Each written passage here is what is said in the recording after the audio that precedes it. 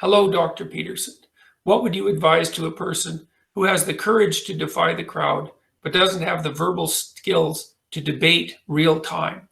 Well, look, there's lots of ways of defying the crowd, let's say. I mean, you could live your life the way that you want to live it.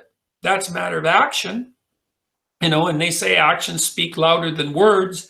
And one of the best things you could possibly be is an inspirational example. So that's not nothing. That's something. Live properly in your defiance of the crowd, right? Make your own course. Allow yourself to be guided by your own genuine principles. You don't necessarily have to advertise that, which is in some sense what you're doing when you're debating, because you're taking the manner in which you act, like if you're an integrated person and you're articulating that. But maybe you can't do that because you don't have the verbal skills. Well, then the question would be, maybe you should develop some more verbal skills. I don't know this for sure, Dave, but generally it's useful. How do you do that? Doesn't hurt to read.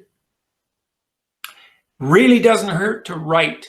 A little bit of writing every day clarifies your thinking. It's a hard thing to do, and it's an unlikely thing. Most people won't do it. But man, you wouldn't be asking me this question if you didn't think at some level that some improvement in your verbal ability would be useful to you. Well, so how do you do that? You read, you think, you write. The reason you write is because writing forces you to articulate your thoughts. It organizes your brain around whatever it is that you're writing about. And one of the easiest ways to write, there isn't any real easy way, but one of the easiest ways to write is to write down a problem. It's like, well, what problem is bothering me? Well, you can write about that, first of all, to get the problem clear, because that's a hard thing. Then you start to write about what might possible solutions be. And you fight with those solutions because, you want to kill off the stupid ones. And then, maybe you need to learn to speak more fluently. Maybe you need to, what might we say? You could try a class in improvisation. And maybe that's too daunting.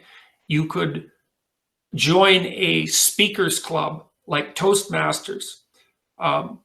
You could try talking more at dinner parties a little bit more once you formulate your thoughts. You have to be willing to be somewhat of a bumbling fool to begin with, right? Because you're going to not, if